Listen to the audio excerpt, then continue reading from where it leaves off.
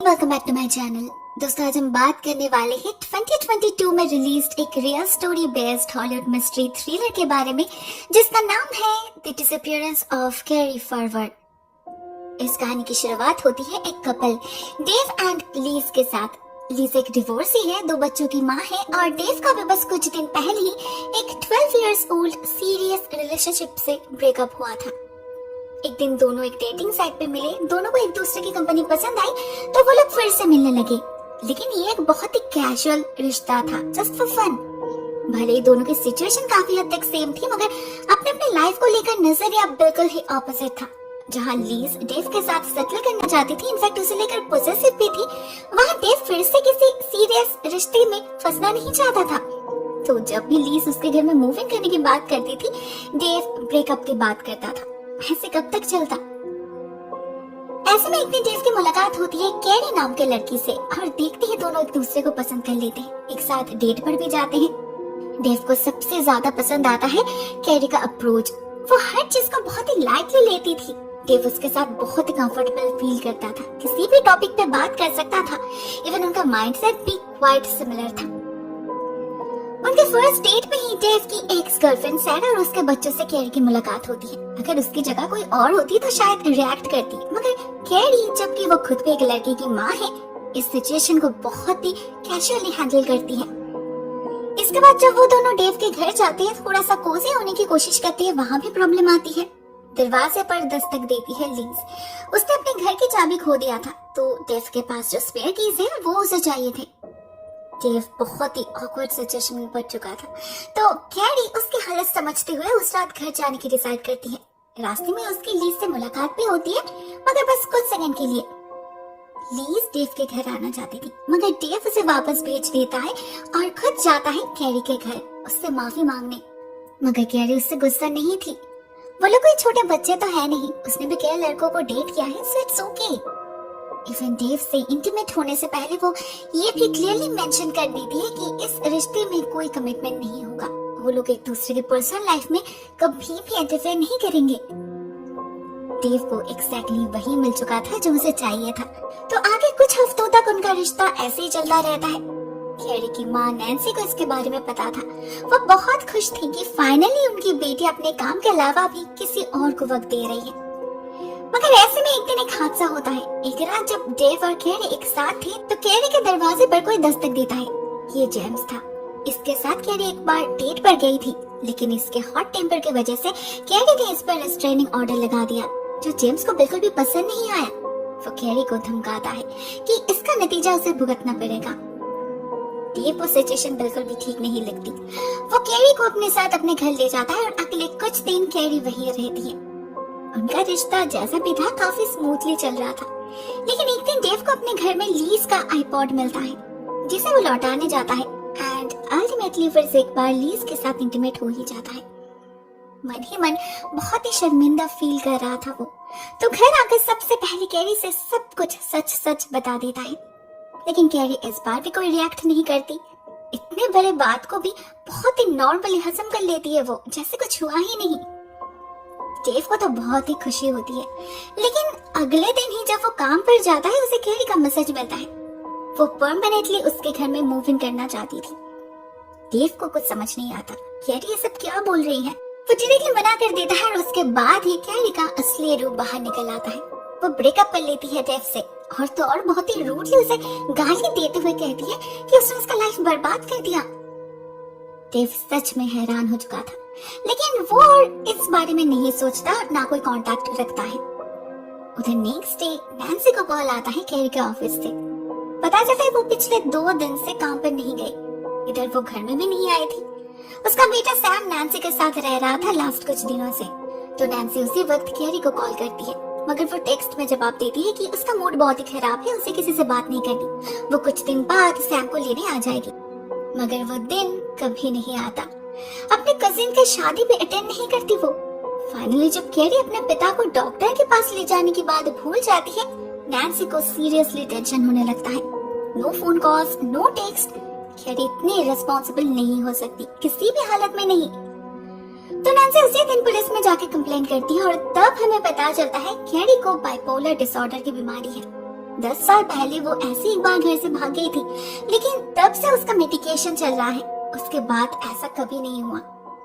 साथ में नैन्सी उसके बॉयफ्रेंड्स के बारे में भी पुलिस को इन्फॉर्म करती है, डेव, जेम्स और जिसके भी साथ वो पास में डेट पर गई थी।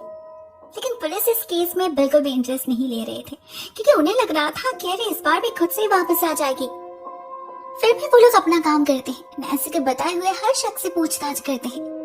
उधर ये पूरा समय कंटिन्यूअसली कैरी डेव को मैसेज करती रहती है, बहुत ही गंदे शब्दों में गाली देकर उसे थ्रेट करती है। और सिर्फ वो ही क्यों, लीज को भी तो नहीं छोड़ती कैरी। एक दिन जब वो अपने बच्चों को लेकर बाहर जा रही थी, उसे अपना गैराज डोर पे कुछ बहुत ही ऑफेंसिव वर्ड्स देखने मिलते हैं। दोनों ही परेशान हो चुके थे कैरी के बर्ताव से। आखिर वो ऐसा कर क्यों रही है? मगर इस सबसे एक फायदा होता है, लीज और डेव फिर से एक दूसरे को डेट करने लग जाते हैं, फिर से हैंग आउट करने लगते हैं एक साथ। उधर एक दिन नैन्सी को उसका एक मैसेज आता है, जिसमें लिखा था कैरी एक न्यू जॉब लेकर एक नए शहर में शिफ्ट कर रही है और उस सबने घर का सारा फर्नीचर भी सेल कर दिया है। इससे नैन्सी जितनी हैरान होती है, उससे कई ज्यादा अपसेट सैम होता है। अपनी माँ को बहुत मिस कर रहा था वो। उसे समझ नहीं आ रहा था उसकी माँ उसे क्यों इग्नोर कर रही है। और जब नैन्सी उसे लेकर कैरी के घर जा पहुंचती है, उसे पता चलता है कैरी तो अपनी मेडिसिन घर में ही छोड़ गई है। तो मे भी ये हो सकता है ये उसकी बीमारी फिर से लौट आई हो। दूसरी तरफ पुलिस भी अपना काम कर रही थी। वो लोग डेव से भी मिलने गए थे और कैरी के भेजे गए मैसेजेस को देखकर उनका शक और ज्यादा स्ट्रांग हो चुका था। वो लोग श्योर थे ये लड़की अपने मर्जी से गायब हुई है। मगर इसके बाद से ही सिचुएशन तेजी से बिगड़ने लगती है। लीज और डेव जहां भी जाते थे, कैरी उन्हें डिस्टर्ब कर रही थी, ऐसे मैसेजेस भेजती थी, ऐसे फोन स्टॉक कर रही है। वो लोग कहाँ हैं, किसके साथ हैं, कैसे कपड़े पहने हैं, क्या खा रहे हैं, सब पता होता था उसे। पहले तो वो सिर्फ उन्हें थ्रेट करती थी, लेकिन अब उनके बच्चों को भी टारगेट करने लगी थी कैरी। जिसको समझ ही नहीं आता उसका नंबर कैरी को कैसे मिला। उसे ब्लॉक करने से भी कोई फायदा नहीं होता था, क्योंकि कैरी दूसरे नंबर से टेक्स्ट करने लग जाती थी। ऐसे ही चलता रहा कुछ महीनों तक। और फिर एक दिन एक भयानक स्टेप ले लेती है वो। डेव को एक पिक्चर भेजती है जिसमें लीज कैप्टिव हालत में उसके गाड़ी के ट्रंक में बेहोश पड़ी थी। कैरी डेव से ये कहती है कि उसी वक्त उससे ब्रेकअप करने के लिए, नहीं तो वो लीज को मार डालेगी। डेव कॉल तो करता है, लेकिन लीज फोन नहीं उठाती। तो वो भागता है उसके घर की तरफ और रास्ते पर डेव को कैरी की गाड़ी दिख जाती है, लेकिन उसके ट्रंक में कुछ नहीं था। लीज तो अपने घर में थी। गाड़ी से पुलिस को कुछ फिंगरप्रिंट्स तो मिलती हैं, मगर वो उनके रिकॉर्ड में किसी से भी मैच नहीं कर रहे थे और लीज की वो फोटो फोटोशॉप्ड थी। इसी बीच नैन्सी के पति मतलब कैरी के पिता की भी मौत हो जाती है, मगर कैरी उनके फ्यूनरल में भी नहीं आती, बस अपने माँ को एक छोटा सा टेक्स्ट भेज देती है। इससे नैन्सी बहुत नाराज हो जाती है और कैरी से फोन पर बात करने के लिए फोर्स करने लगती है। जवाब में कैरी उन्हें काफी खरी खोटी सुनाती है, साथ में कहती है कि नैन्सी माँ बनने के लायक ही नहीं है। नैन्सी को तो यकीन ही नहीं हो रहा था, कोई इतना कैसे बदल सकता है। दूसरी तरफ एक दिन जब लीज घर लौटती है, उसे एक भयानक नजारा दिखता है। उसका घर जल रहा था। फॉर्चुनेटली तब उसके बच्चे घर में नहीं थे, इसीलिए वो बच गए, मगर उसके 2 पेट डॉग्स वहीं पर जलकर राख हो गए। पुलिस श्योर थे ये कोई एक्सीडेंट नहीं था, किसी ने इंटेंशनली किया था। और सारे हालातों को देखते हुए सभी का शक कैरी पर ही जा रहा था। लेकिन वो आखिर थी कहाँ, सामने क्यों नहीं आ रही थी? ऑफिसर्स को काफी अजीब लग रहा था। कई महीने हो चुके थे, इनफैक्ट 1 साल होने जा रहा था, लेकिन उन्हें कैरी का एक भी ट्रेस नहीं मिला। उनके नैडर में वो कभी नहीं दिखी, न उसके बैंक अकाउंट में कोई फर्क हुआ, न किसी ने उसकी आवाज सुनी। अगर वो जिंदा है तो छुपने के लिए भी तो उसे पैसे चाहिए होंगे ना। इसका मतलब या तो वो किसी सीक्रेट मिशन में है या फिर वो जिंदा ही नहीं है। ये मैसेजेस जरूर उसकी जगह कोई और सेंड कर रहा है, कोई ऐसा जिसे इन सब टेक्नोलॉजी के बारे में पता हो। इस पॉइंट पे उनका शक जेम्स पर पड़ता है, क्योंकि वो एक टेक फ्रीक है। वो लोग फिर से उसे इंटेरोगेट करते हैं, कई तरह के सवालों से उसे पजल करते थे, मगर कुछ फायदा नहीं होता। उसे कैरी के बारे में सच में कुछ पता नहीं था। फिर से ऐसे ही कुछ दिन बीत जाते हैं, किसी को कोई मैसेज नहीं मिलता, बस एक फोन आता है नैन्सी के पास।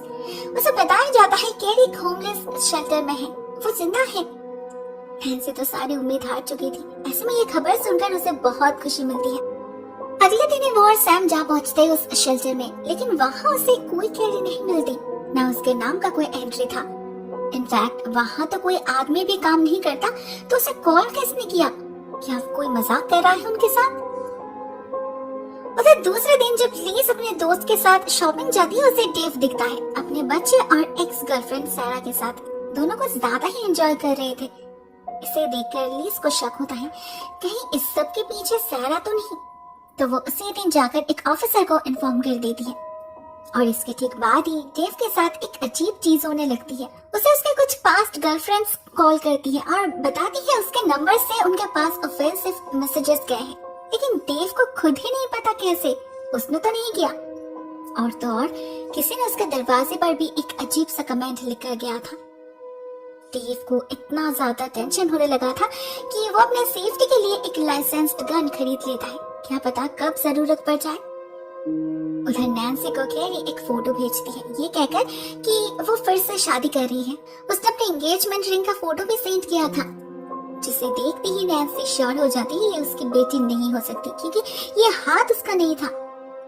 उधर लीज का शक भी कैरी से ट्रांसफर होकर सारा की तरफ डायरेक्ट होने लगा था। एक आउटिंग के दौरान वो डेव को भी ये बात बताती है, जिसका डेव बहुत ही फियर्सली प्रोटेस्ट करता है, क्योंकि वो श्योर था सारा ऐसा काम नहीं कर सकती। इस बात पे दोनों की बहस हो जाती है और लीज गुस्से में रेस्टोरेंट से अकेले ही निकल जाती है। उसे बहुत रोना आ रहा था, तो वो एक पार्क में जाकर रोने लगती है। शाम का वक्त था, लीज के अलावा वहाँ और कोई नहीं था। तभी कहीं से एक लेडी आती है और उसे शूट करके भाग जाती है। फॉर्चुनेटली गोली लीज के पैर में लगी थी, तो वो तुरंत बेहोश नहीं होती। खुद ही 911 पे कॉल करती है और पुलिस को अपने हमलावर के बारे में भी बताती है। वो लेडी और कोई नहीं, सारा थी, और जिससे गोली चली थी वो डेव की गन थी। डेव ने बहुत ही संभाल के उसे अपने क्लोजेट में रखा था। उसे पता भी नहीं चला कब वो चोरी हो गई। वो इस बार भी श्योर था ये सारा नहीं हो सकती। फिर भी पुलिस उसे अरेस्ट करती है और उसका लाई डिटेक्शन टेस्ट भी होता है, लेकिन जब उसमें साबित हो जाता है कि वो बेकसूर है, तो पुलिस के लिए सिचुएशन और ज्यादा मेस्ड अप होने लगता है। वो लोग समझ ही नहीं पा रहे थे किस पर यकीन करना चाहिए और किस पर नहीं। जिस पर उनका भरोसा टूट चुका था, तो इन वो भी शक के दायरे में आ चुकी थी। ऑफिसर्स कंप्लीटली न्यू एंगल से केस को स्टडी करने लगते हैं और इसी में उन्हें पहला ब्रेक थ्रू मिलता है जब वो लोग लीज के कॉल हिस्ट्री को चेक करते हैं। इनिशियली उन्हें कुछ नहीं मिलता, मगर इन डेप्थ चेक करने पर उन्हें कुछ डिलीटेड डेटा हिस्ट्री मिलती है, जिससे पता चलता है लीज ने कैरी को 6 बार कॉल किया था, वो भी ठीक उसके गायब होने से पहले। ये बात अभी तक किसी को पता नहीं था, लीज ने कभी मेंशन ही नहीं किया। लेकिन अभी सवाल ये था वो कैरी को कॉल क्यों करेगी। और तो और पुलिस को उसी डिलीटेड सेक्शन में एक ऐप भी मिलता है प्रीटेक्स्ट नाम से। अपेरेंटली एक बहुत ही सिंपल मैसेजिंग ऐप था, बट विद अ ट्विस्ट। इसमें मैसेजेस को प्री शेड्यूल करने का ऑप्शन था और इसके जरिए किसी को मैसेज करके ये भी प्रिटेंड किया जा सकता था कि सेंडर कोई और है। ऑफिसर्स तो हैरान हो जाती इस ऐप के बारे में जानकर। लीज इसे रेगुलरली इस्तेमाल किया करती थी। इसका मतलब लीज जब डेव के साथ रहती थी तो इससे वो खुद को भी मैसेज कर सकती थी, जो कि उसने पहले ही शेड्यूल करके रखा होता था, और डेव को भी भेज सकती थी और प्रिटेंड कर सकती थी कि ये सब कैरी भेज रही है। इनफैक्ट जरूर उसने ही डेव का नंबर यूज करके उसके पास्ट गर्लफ्रेंड्स को मैसेज किया होगा। This is so insane. Officers को सारा खेल समझ आ चुका था। वो लोग लीज का फिंगरप्रिंट कैरी की गाड़ी से मिले फिंगरप्रिंट से मैच करते हैं तो एक परफेक्ट मैच निकलता है। वो लोग श्योर हो चुके थे कि लीज ही एक्चुअल में स्टॉकर है, जो कैरी के नाम से पिछले कई महीनों से डेव का लाइफ बर्बाद कर रही है। तो डेव को भी इन्फॉर्म किया जाता है। ऑफिसर्स उसे डायरेक्टली वार्न करते हैं कि लीज बहुत ही चालाक है और डेंजरस भी, वो कुछ भी कर सकती है। तो डेव को केयरफुल रहना होगा, साथ में सारा और अपने बच्चों का ख्याल भी रखना होगा उसे। उन्हें यह भी शक होता है कि कैरी जरूर मर चुकी है और उसके डिसअपीयरेंस के पीछे इसी पागल औरत का हाथ है। अभी बाकी है तो बस इस पॉइंट को साबित करना। उसके लिए ऑफिसर्स लीज की ही मदद लेती है। बातों बातों में उसे ये कहते हैं कि उन्हें पता है सारा गुनहगार है, उसने ही जरूर कैरी का खून किया होगा, मगर उनके पास कोई सबूत नहीं है, इसीलिए उसे अरेस्ट करना इम्पॉसिबल हो रहा है। ऊपर से जब डेव बच्चों का बहाना देकर सारा के साथ उसके घर में शिफ्ट कर जाता है, लीज गुस्से में पागल हो जाती है। इतना कुछ करके भी उसे डेव नहीं मिला, ये वो कैसे एक्सेप्ट कर ले। उसे कुछ भी करके सारा को रास्ते से हटाना था। तो अगले दिन ही वो ऑफिसर को एक ईमेल फॉरवर्ड करती है जो अपेरेंटली सैरा ने उसे भेजा था। इसमें सैरा ने कन्फेस किया है कि वो ही खूनी है, उसने ही कैरी को खून करके उसकी लाश को जला दिया है। लेकिन एक सिंपल सा सवाल का जवाब वो भूल गई थी, एंड दैट इज सैरा के साथ उसका ऐसा कोई कांटेक्ट नहीं है। तो वो भला लीज को ऐसी बातें क्यों बताएगी? जो भी हो, ऑफिसर्स का तरीका काम कर रहा था, लेकिन उन्हें अभी भी और डिटेल्स चाहिए थे, तो वो कंटिन्यूअसली लीज को पोक करने लगती है और लीज उन्हें डिटेल्स देती रहती है, ऑफ कोर्स सैरा को इम्पर्सनेट करके। फाइनली एक दिन ऑफिसर को एक मेल भेजती है वो, जिसमें सैरा ने कन्फेस किया था कि उसने कैरी के ही गाड़ी में उसका खून किया है। ऑफिसर्स को एग्जैक्टली यही तो चाहिए था। वो लोग उसी दिन गाड़ी को फॉरेंसिक के लिए भेज देते हैं, जिसमें उन्हें मिलता है खून। भले ही गाड़ी को अच्छे से क्लीन किया गया था, मगर फिर भी कुछ दाग रह गए थे। उसका डीएनए टेस्ट किया जाता है और नैन्सी को बुलाया जाता है कैरी के कुछ पर्सनल आइटम्स के साथ, जैसे उसका हेयर ब्रश। उसमें कुछ बाल थे उसके, जिससे कैरी का डीएनए मिल जाता है। और जब इन दोनों डीएनए को मैच किया जाता है तो रिजल्ट पॉजिटिव आता है। ऑफिसर्स 100% कंफर्म हो चुके थे। उनके पास वारंट भी था, तो वो लोग लीज को उठा लेते हैं। उसके प्रेजेंट घर में भी सर्च किया जाता है, जहां से उन्हें और भी सबूत मिल जाते हैं, जैसे कैरी के गैजेट्स, उसका आईपैड, लैपटॉप। साथ में लीज के डिलीटेड डेटा में उन्हें एक फोटो भी मिलती है। किसी के पैर की फोटो थी ये, जो डिकम्पोज होने लगा था, मगर उसमें जो टैटू था वो इंटैक्ट था, और उसी को देखकर नैन्सी ने कंफर्म किया ये कैरी का पैर है। इन्वेस्टिगेशन से पुलिस को ये भी पता चल चुका था कि लीज ने ही खुद अपने घर में आग लगाई थी। It was all pre planned. In fact उसने खुद ही खुद को शूट भी किया था। और भी हजारों छोटे छोटे सबूत थे, जिसके सामने लीज का झूठ फीका पड़ने लगता है, एंड अल्टीमेटली उसे लाइफ इम्प्रिजनमेंट की सजा भी मिलती है। फाइनली सभी को अपने अपने सवालों के जवाब मिल चुके थे। डेव, सैरा, उनके बच्चे सभी सेफ हो चुके थे, मगर नैन्सी और सैम, उन्होंने जो खोया था उसकी भरपाई शायद ही कोई कर सकता था। बेचारी कैरी, बिना किसी दोष के बेमौत मरना पड़ा था उसे। दोस्ती कहानी यहीं पर एंड हो जाती है। इस फिल्म में रियलिटी को एग्जैक्टली कॉपी किया गया है। हर इस पॉइंट को डिटेल्स में दिखाया गया है जो रियलिटी में हुआ था। सब कुछ शुरू हुआ था ऑन 13 नवंबर 2012 को। हर रोज की तरह उस दिन भी कैरी ऑफिस जाने के लिए निकली थी, मगर फिर कभी घर नहीं लौटी। उस समय वो डेव के घर में रह रही थी। ऑफिस निकलने से पहले उन दोनों ने कुछ अच्छे वक्त बिताए थे, और वही डेव के साथ उसकी आखिरी मुलाकात भी थी। उस दिन के बाद जैसे वो अचानक से ही गायब हो गई थी। सिर्फ उसकी मैसेजेस आती रही लगातार कुछ सालों तक। ऐसे बिजार एंड वेंचफुल मैसेजेस जो कैरी भेज रही है, ये मानना भी लोगों के लिए इम्पॉसिबल हो रहा था। वो अपने फैमिली को भी इग्नोर कर रही थी। अपना बर्थडे, अपने बेटे का birthday, holidays, family function, weddings, और जब उसके पिता की मौत हुई तब भी वो घर नहीं लौटी। तब जाके उसकी माँ श्योर हो गई कि कुछ गड़बड़ है।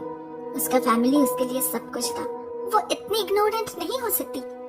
फाइनली 2015 में पुलिस को एक ब्रेक थ्रू मिला, और लगातार 1 साल कोशिश करने के बाद 2016 के एंडिंग में उन्होंने लीज को अरेस्ट किया।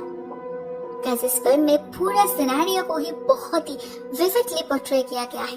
ये फिल्म जितनी थ्रिलिंग है उतनी इमोशनल भी। अगर आपको मिले तो आप जरूर देखना। आज के लिए बस इतना ही दोस्तों। Thank you so much for watching this video. बहुत जल्द मिलते किसी और नए वीडियो के साथ। तब तक के लिए टेक केयर, टाटा।